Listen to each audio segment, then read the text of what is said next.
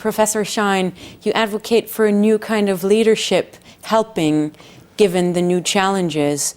What new challenges do you see nowadays? I think the reason why leaders will have to develop these new competencies, it's not a whole new type of leadership, but it's a new set of competencies, has to do with several factors that I see going on in the world. First of all, multiculturalism. More and more of leadership will be in a team context where the other members of the team and the subordinates will be from different occupations and from different cultures. And those occupations will themselves, factor number 2, complexity. Every occupation is more complicated today, so the leader will be dependent on the subordinates for knowledge that the leader won't have himself. And then thirdly, information technology is creating a widespread difference in distance between leaders and their subordinates, potentially. The subordinates can be all over the world, and that will require the leaders to be able to elicit information, which will require a kind of ability to accept help from subordinates. And then finally, I see a trend toward companies having to become more socially responsible. Think about the environment more, which will require a different mindset where the leader will have to be paying more attention to get help from the community, to get help from government, so that the organization can fit itself into this new kind of a world. What does that implicate for leadership? I think it means, and this is why I entitled the book Helping, it means that the leader both has to be able to give help to the subordinates in the form of creating an environment where they will feel free to bring up information and be able to accept help, because the subordinates will be bringing information that will require a different attitude, a different set of decisions from the leader. Put that again into a team context. I think of a team as a group of people who are perpetually and mutually helping each other all the time, perpetually, and therefore they have to have the skills of giving and receiving this kind of help, or the job won't get done properly. Can you briefly just define again what is helping in your understanding? Sure. Helping or help is giving someone the ability to do something that they cannot do for themselves. And in that definition, one can already see why helping is difficult, because very often we try to help someone with something that they could do for themselves. And if we do that, we risk insulting them and making them feel less than they are, because when someone tells me to do something that I know how to do, I feel insulted, You shouldn't have to tell me that. The best example I can think of comes with computer helpers. When I have finally learned from my coach how to do certain operations, very often I'm about to hit the return bar and the coach does it for me. He's so anxious to get the thing done fast that he hits the bar, and I feel like, you don't think I can do that for myself? So if you really think carefully about help is only when the other person needs it and can't do it, then you can also see why it's such a complicated process. And taking up that thread, why helping is so complex. You alluded to it already. Can you say more on the complexity of helping? one has to look at it both from the point of view of the client and from the helper. From the client's point of view, the complexity comes from the fact that to need help, to ask for help, makes one feel inferior in most cultures today. Being an adult means you don't need help. So if in fact I have to ask for help, I'm making myself vulnerable, because then the other person can give me wrong information, they can take advantage of me. So that's the complexity from the client point of view. From the helper point of view, the counterpart complexity is, if you ask me for help, and if I'm not careful, I may give you a lot of advice which isn't very helpful, because it may not be dealing with a real problem. Therefore, for me to be helpful to you, I really have to ask you some more questions and elicit what the real problem is before I can figure out how to be helpful. And this, when someone asks you a question and you quickly give an answer, that often turns out not to be helpful, because we haven't found out what does this person really need. We've made the assumption that the immediate question was what they really needed. What different types of questions and interventions are there, and do you recommend? I think of questions as coming in several categories. The most important one, and this is what I think leaders most need to learn, I call humble inquiry. Humble means I don't already know the answer. I really am allowing myself to be ignorant because I really need information.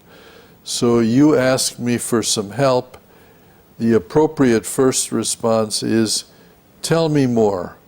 Give me a little more information. What kind of help do you need? That's humble inquiry. The next layer of questions would be diagnostic questions. If I really understand what your problem is, I could then ask questions like, why do you think this is happening? What have you done about it? Have you thought of some alternatives that force you to think diagnostically about what you might do? But I still haven't told you what to do. I haven't given you an advice. So then the third level question, which I call confrontive questions, would be where I give you a content answer, where I say, well, here's what you should do, or have you thought about doing this or that? Or if you've asked me for directions, I say you go 3 blocks this way and then 2 blocks that way. So when you're being asked for help, you should think about at what level should I be responding? Humble inquiry, diagnostic, confrontive, because the consequences for the person who asked for help are very different depending on which level I choose. And what role does trust in this relationship play? I think when we ask for help, we are hoping that we can trust the person. If I ask you for directions, I'm hoping that you will give me the right directions, that you are not an evil person who will send me the wrong way. But I don't know for sure whether I in fact can trust you. So if I'm dealing with a more personal problem, I probably will not tell you immediately what the deeper problem is. I will float some more surface problem to test whether I can trust you or not. And if you are properly humble and you make me feel better, I trust you a little bit more, then I may reveal what's really on my mind. So building trust is essential to what I would call a helping relationship, where people then begin to be more open with each other and say, here's what's really worrying me, here's where I really need the help, and be able then to know that the other person will respond appropriately, will not take advantage of me. They won't say, oh, you stupid person, you shouldn't have that problem, and make me feel worse. Instead, they will take me seriously and let me try to solve the problem. And there are some traps in helping as well. And how can both parties actually avoid those traps? Well, the trap for the client, I've already alluded to. The trap is to ask the wrong question, and then if you get premature advice, to say, you know, that was bad help. But it was bad help partly because I asked the wrong question. So the trap for the client is to be careful what you ask. The biggest trap for the helper is to bypass the humble inquiry and to jump in too fast with premature advice or premature guidance as to what the client should do before you found out what the problem really is. Because help won't really occur until they both feel they can trust each other, and that requires building that relationship. It doesn't happen automatically. And I know that your preoccupations are safety issues in high-hazard industries. So tell me, how are the safety and organizational effectiveness connected with each other? Well, I have to then really go through a whole set of logics. Is that what you want me to do? I'd love to. All right. From working in the safety industry, I learned that the biggest problem is failure of communication. Subordinates know things that are going wrong, and they either choose not to tell their boss what's going wrong, or they have told him before, and the boss never paid attention, never did anything about it, so they decide the company doesn't care anyway. So the failure of communication creates an accident sooner or later. And then when we say, well, how do we fix this problem? We fix this problem by bosses creating a climate where subordinates will feel like telling the truth to their boss. That climate is a climate of mutual helping.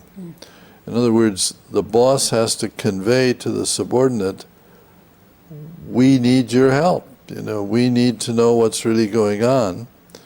And the subordinate has to feel, you know, when I come and tell you something, you will take it seriously and you will do something about it. So in order to fix the communication problem, you have to create a different kind of relationship between superiors and subordinates, and that relationship can best be characterized as a helping relationship. And then you look at organizational effectiveness and you realize it's the same principle. It doesn't just apply to safety. If you want an effective organization, you want relationships between bosses and their subordinates and team members where everyone will feel we can be open, we trust each other, and therefore they give better information, and therefore decisions get to be better.